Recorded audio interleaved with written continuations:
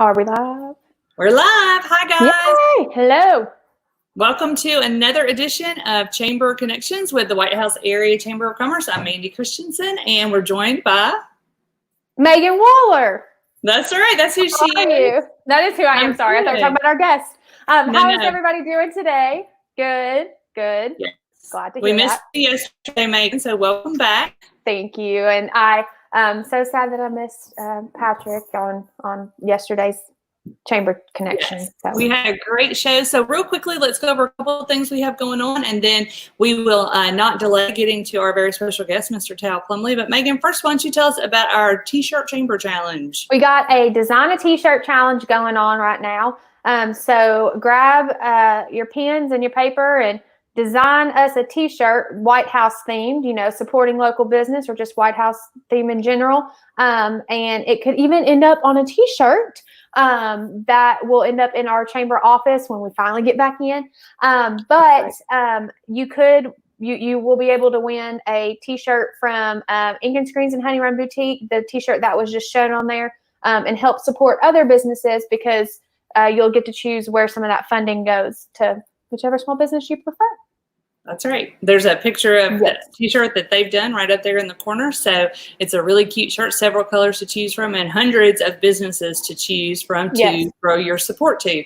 So one other thing we want to mention to you right now, it is census time in the U.S., and we encourage everyone to go to census.gov to fill out your census information, because that information is vital to the funding that our city and our counties receive from the federal government. So it's very important that we get an accurate count.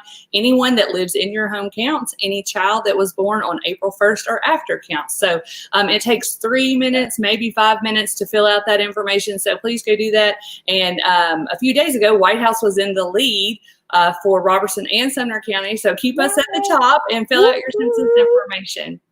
All right. Exciting. Well, it is exciting. Yes. Now we are ready to welcome our very special guest, who is a good friend to all of us. I think he's nervous. Yes, I know.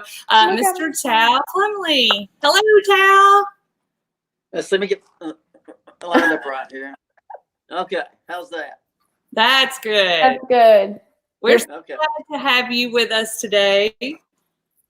So for those of you who don't know Tal is the local Farm Bureau agent in White House. He's located over on Stearman Drive, and he's been in White House for almost 2 decades now, I think, serving the community. He is a vital in the chamber, and he is a good steward to the community. But what we're here to talk to him about today is that he's a coronavirus survivor. So about a month ago, we found out that Tal had been diagnosed, and of course we were all very nervous and scared and concerned and said lots of prayers for him. But Tal, we want to talk to you a little bit about your experience and your symptoms and just what you want to share with us. We've got a lot of people logging in to say, hey, Tal's a popular guy here. So Miss Cindy and Liz Paulsick and Frida, they're all saying hello, Tal. So tell us what you experienced. Well, first of all, I do want to say there was a lot of people praying, and prayers were greatly appreciated, and the prayers were greatly felt. So I do, first of all, want to thank everybody for that. How it all got started, I really don't know. People ask me all the time, where'd you get it? How'd you know you had it? I have no idea where I got it. We had locked the doors here at the office probably a week before. Everybody knows I like to work out, but I was only working out at home, so I wasn't going anywhere where I was around a lot of people or anything. So I really don't have any idea where I got it.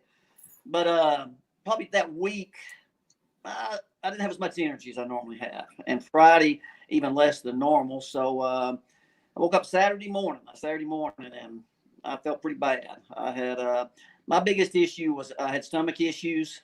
Y'all kind of know what that means. I wasn't throwing up, so it was only one other thing I could be doing. But it was really rough.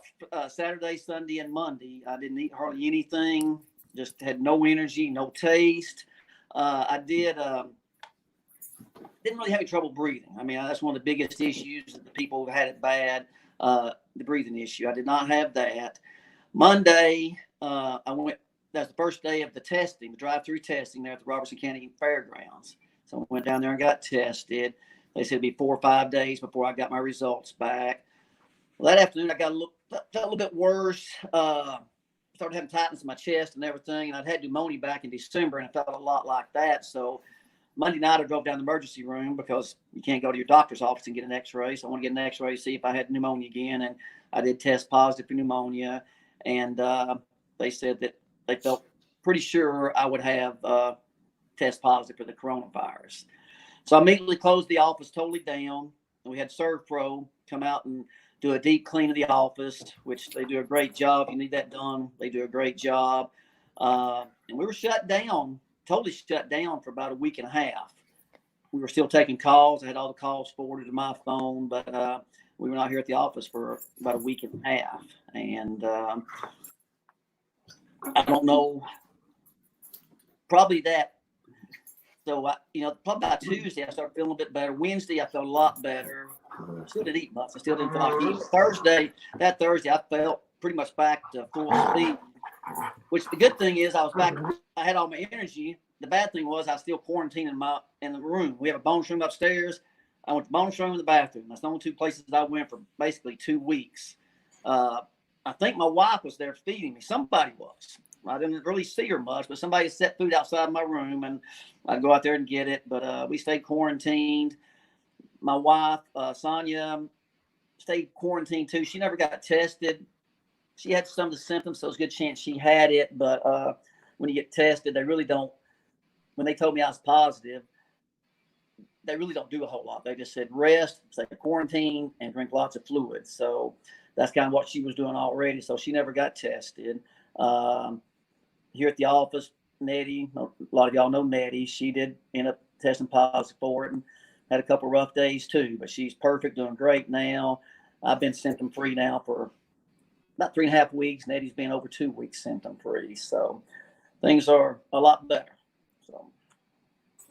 Well, that's great news that you are symptom free, and you are, right, what you said, what they don't do a lot. There's not a lot that they can do for you. It has to run its course unless it gets worse, and then you might experience hospitalization or ventilators or, much worse circumstances. But you were very fortunate that you were able to combat it and beat it. We know when Tal says that he wasn't hungry and not eating much, that he really feels 100%. bad. So, hey, Tal, tell us about the test. Like, was it as bad as everybody's saying? No, it was actually worse than everybody. It's worse. Okay. It's the worst thing I've ever been through in my life. You pull up there, and they got this long strip. And they said they got to put that up your nose. I said, oh gosh! And I think it went to the back of my brain. It went so far in there. Yeah, it was awful. And I thought, oh, thank goodness that's over. And then she said, I got to do the other side too. And I said, oh my gosh! And then they had to do the other side. And the other side was worse because I was dreading how bad it would be, but. It is an awful test. I have heard they've got a different test now. They somehow go into your mouth, but I don't know about that. But somebody told me that. But that test, they go up your nostrils. It's not much fun. Pretty invasive, right? Yes. So bad. Yeah, I think our health departments are still using the nasal testing, and so that's what most people experience. And just to let people know that our health department in Robertson County is doing drive-through testing at the Robertson County Fairgrounds from 9 a.m. to 3 p.m. Monday through Friday. And then our Sumner County has got 3 clinics, Gallatin and Portland and somewhere else. But they have 3 clinics where they're doing testing too daily, and then they're going to even have testing on Sunday this week. So people that think they have it, are experiencing symptoms, want to get tested, want to get tortured, it sounds like, can go and do that.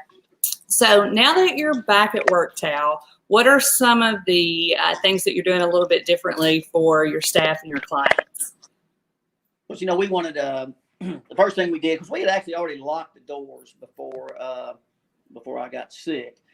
We can conduct, people come to the office, we would allow them to come to the door and we take their money through the window, or whatever they need to be done, we could do through the window, or we could do just about anything through email.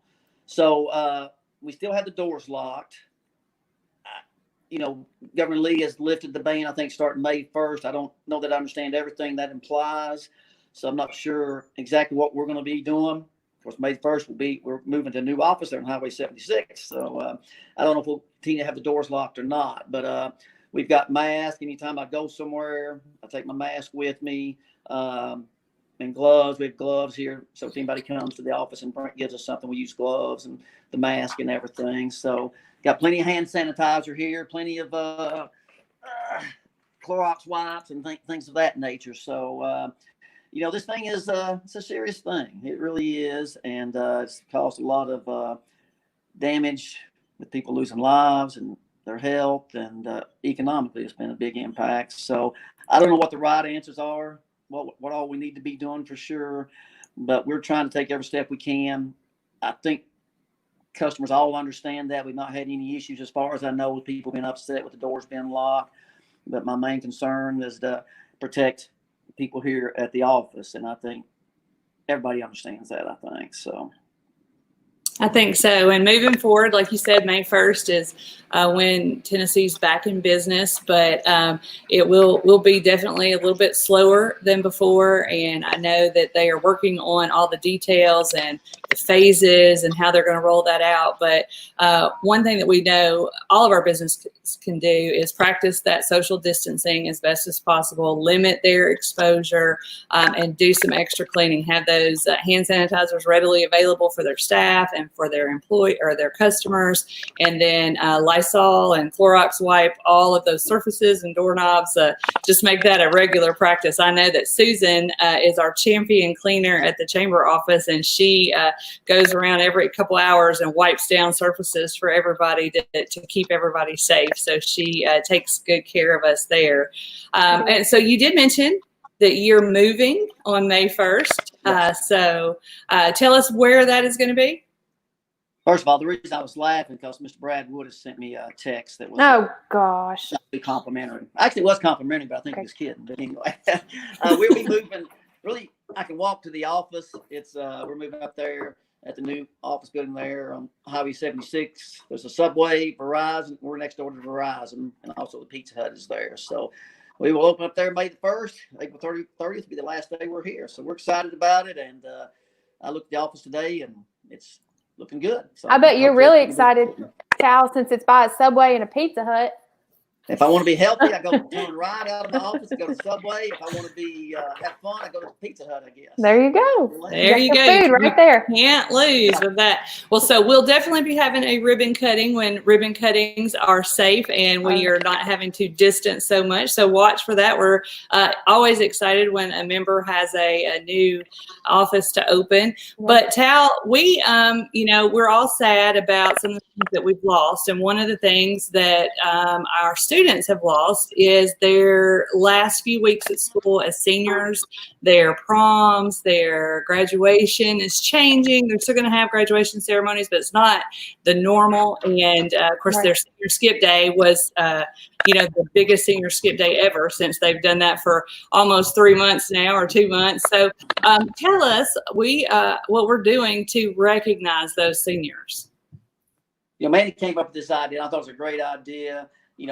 I still remember my senior year. Spring sports and all these great things. And the thought of these kids losing that, it's heartbreaking. It really is. I mean, I'm sure there are worse things, but as your last year in high school, you want to hang out with your friends. If you're playing any type of sports or any type of activities that you've always done together, it's just great, great memories. And unfortunately, these kids lost that opportunity. And thank you, Megan, for that there. You're welcome.